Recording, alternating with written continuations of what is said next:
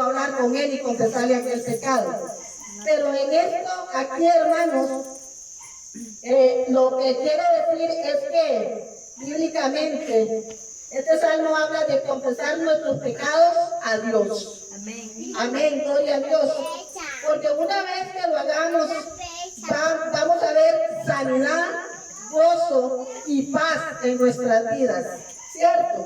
Amén. Amén. Gloria sea al Señor. Porque el gozo de la confesión a Dios es un momento de liberación para cada uno de nosotros.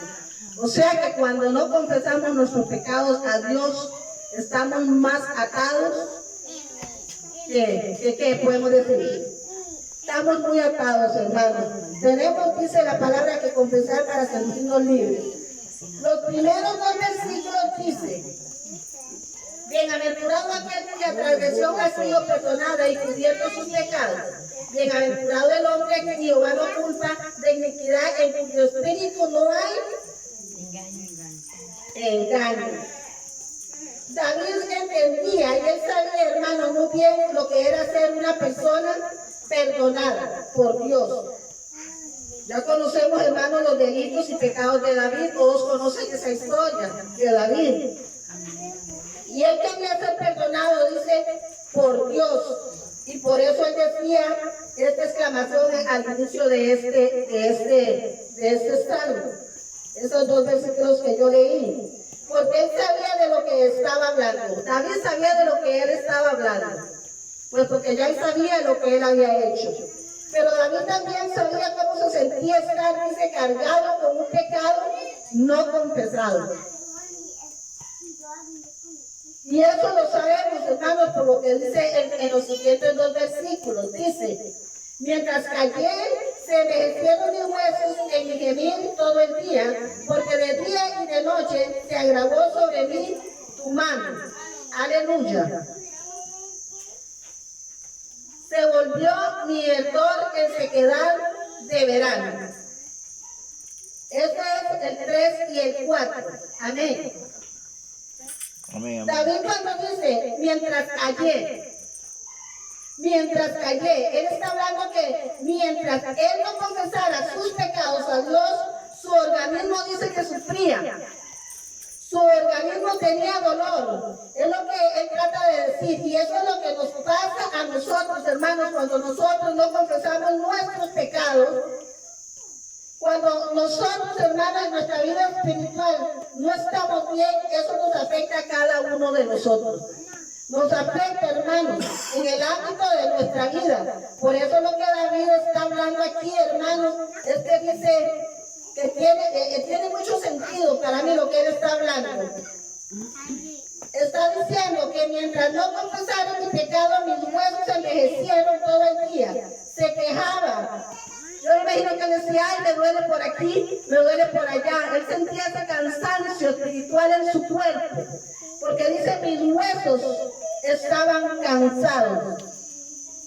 Porque no confiaba, no le decía su pecado al Señor. Pero entonces David encontró el remedio a esta situación.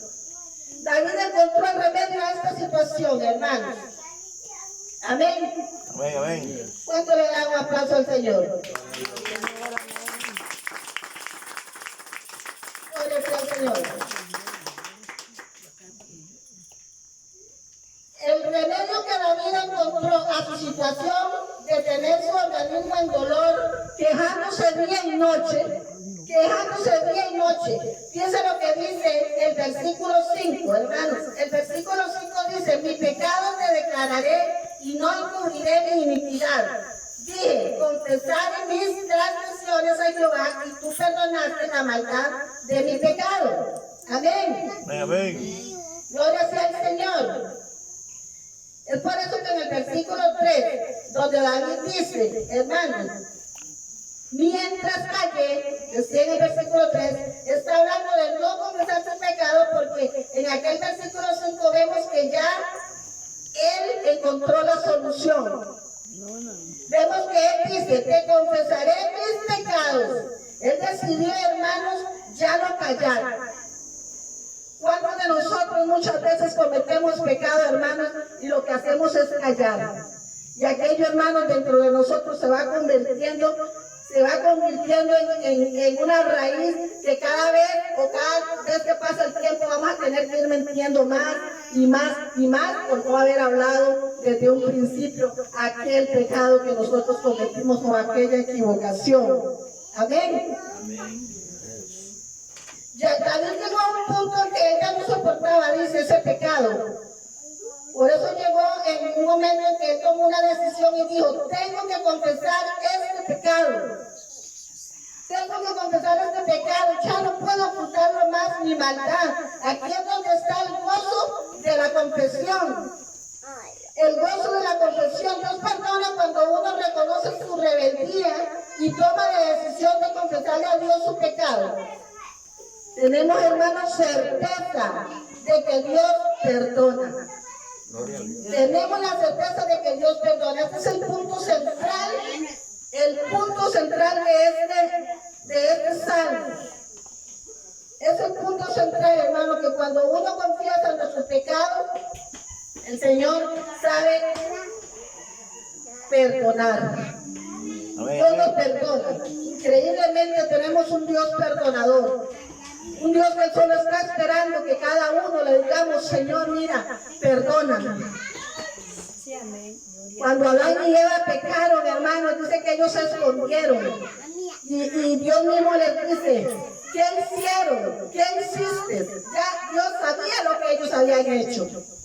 Pero Él les preguntó, ¿por qué? Porque Él quería escuchar de su propia boca aquel pecado que ellos habían cometido. Pero Dios todo lo sabe. Dios conoce su corazón, su mente, su alma. Amén. Amén. Bendito sea el Señor. Dice la palabra que cuando uno confiesa nuestro pecado al Señor, el Señor sabe, Él nos perdona. Y en el versículo 6 y 7, hermano, dice, por esto orará a ti todo santo en el tiempo que pueda ser hallado. Ciertamente en la inundación de muchas aguas no llegarán estas a él. Tú eres mi refugio, me guardarás de la angustia, con cánticos de liberación me rodearás. Ese es el resultado, hermano, de confesar los pecados. Dice que no serán inundados por las muchas aguas.